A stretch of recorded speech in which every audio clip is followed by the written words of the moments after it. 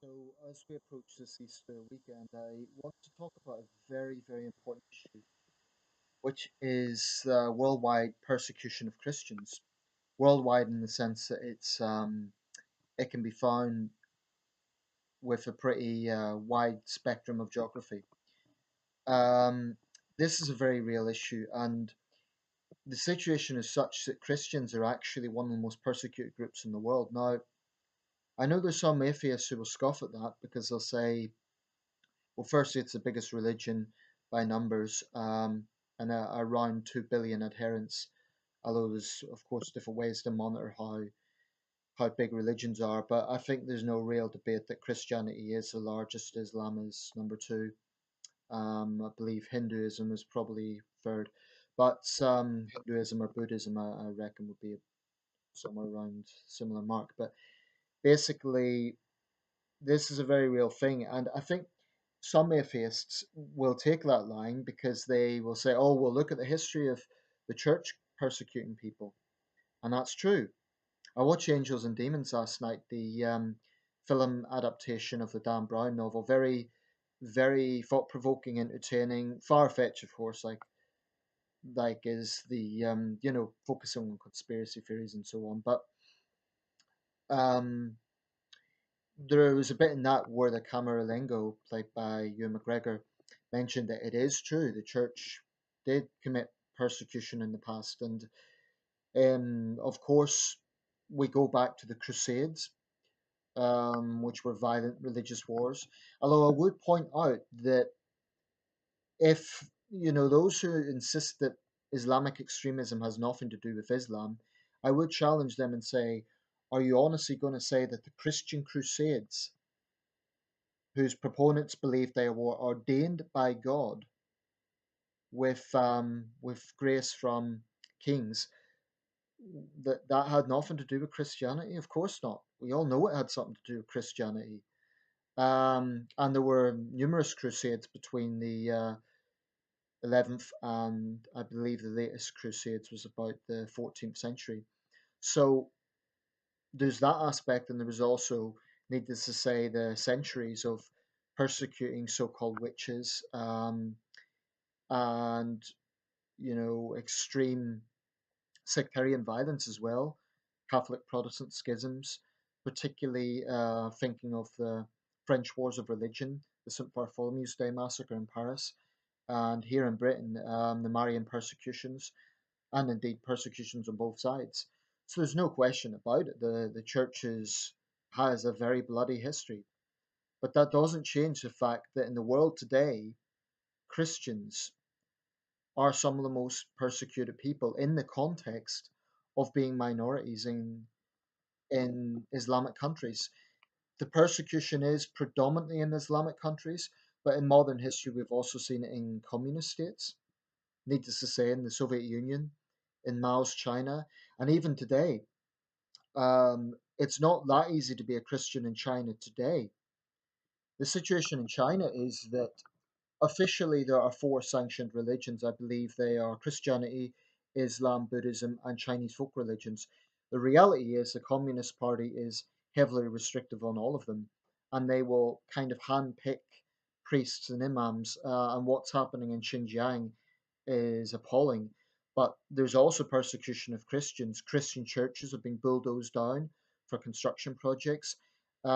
Christians have had raids on their homes, being accused of going outside the state sanctioned Christianity. I think part of the reason is thought that there are more practicing Christians in China, whether they're openly practicing or not, is another matter. But more, let's say, devoted Christians in China than there are members of the Communist Party. So it makes the CCP nervous. It's estimated there may be well over 100 million Christians in China, particularly in the south, in Hong Kong, of course, but also in cities like Guangzhou, Shenzhen. I have several Christian Chinese friends, and I doubt that they would be in a rush to condemn the Communist Party, but I know that they're pretty devout Christians. Um, so that's the situation in China. Elsewhere, there's also been persecution of Christians in India on some level, although there has also been persecution of Muslims. This, of course, I'm referring to far right Hindu extremism. Now, of course, an atheist perspective would be religions cause their own problems, all religions are to blame. But the fact is that in recent years, there has been a very specific targeting of Christians. It's true that atheists are also targeted, and in countries like Saudi Arabia, it's just illegal. But atheists are not a specific group in the same way. There is persecution of atheists, but what is atheism? It just means you don't believe in God, right? So there's different schools of thought. It's not like there's a single atheist kind of denomination. With Christianity, you have different denominations, but there is a specific belief system within Christianity, and that is being targeted. I mean, there's been bloody attacks in Egypt in recent years. In Pakistan, the Asia Bibi case is a profound example. Christian governors have been assassinated. So this is a very real problem. And that it doesn't even touch on the sickening torture, human rights abuses, and violence perpetrated by the likes of Islamic State. This is a very, very profound problem, and it is very widespread, and it's very concerning. Jeremy Hunt, I know, did speak out about this recently quite vocally, and I give him credit for that. He had a joint initiative with his Canadian opposite number, I believe. It was also about press freedom, but I believe they touched on the threat to Christians around the world. Um, I would like to see Pope Francis being a bit more vocal on this. I quite respect Pope Francis. I think he's fundamentally a good man, but I think he's a bit politically correct on some areas. And I think a lot of that's to do with trying to modernize the image of the church. But I think when it comes to persecution of Christians, he needs to be a lot more vocal. From what I've seen, and this may be unfair criticism, I may have misjudged this, I may have missed something, but I've seen Francis call for reconciliation between the faiths, the great faiths working together, and so on, and that's all very well, but there is a very specific persecution going on here, and it isn't some sort of far right conspiracy. This is very real. Boko Haram in Nigeria is another example. Now, it's true that Nigeria, there has been clashes on both sides, and yes, Muslims have been killed as well, but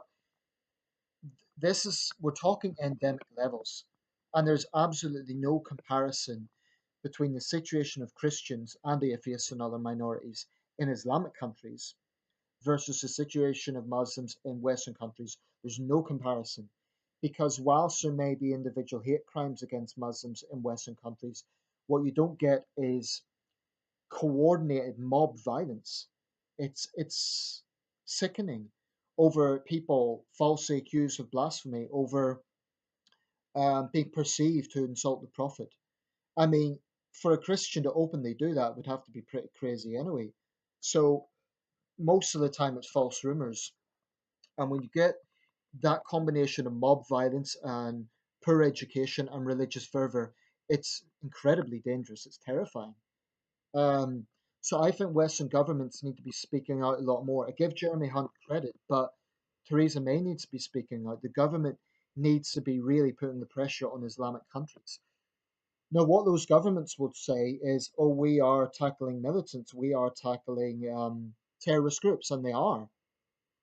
But by the same token, they pander to Islamists who are galvanizing hate, are galvanizing false rumors. So, take, for example, in Pakistan, Pakistanis often get defensive when they're accused of harboring Islamist tendencies. And they'll say, oh, but Pakistani troops have died in the fight against Islamists. That's true. But religious extremism isn't just in the form of terrorist groups. In Pakistan, and I think it's a pretty glaring example, Pakistan, you have thousands of people literally believe that blasphemers should be violently beaten to death. When that young student, Mashal Khan, was killed, I believe he was an atheist. When he was killed, there was condemnation, but the condemnation went something like this: oh, well, it was wrong what they done, and they should be brought to justice. He should have been tried in a court of law for the blasphemy. In other words, oh, well, if he'd been found guilty in a court of law, that's fine, execute him for that. So they only took contention with the fact it was extrajudicial. That's the situation we're in right now. Christians are fearing for their lives. This isn't just a metaphor, and it's not like sometimes I hear the American Christian right talk about being under attack and having no freedom and so on. I think that's nonsense. I don't think there's any comparison between a Christian in the Bible Belt of the United States versus a Christian in rural Pakistan or in other Islamic countries. And that's just the Islamic countries they live in. The idea of a Christian living somewhere like Somalia is almost unthinkable because it would be so dangerous. So, I mean, in Egypt, the Sisi government has taken action against militants who've attacked the Coptic Christians, and there's been many bloody attacks. But this isn't restricted to one country. This is a worldwide problem, and it is a very, very serious issue.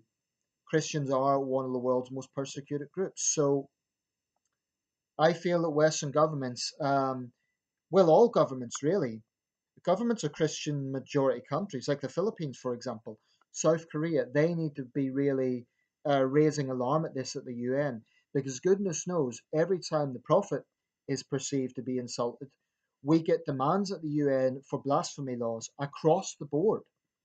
So it's time that Christian majority countries speak out and say, we see the persecution and we're going to start calling for resolutions.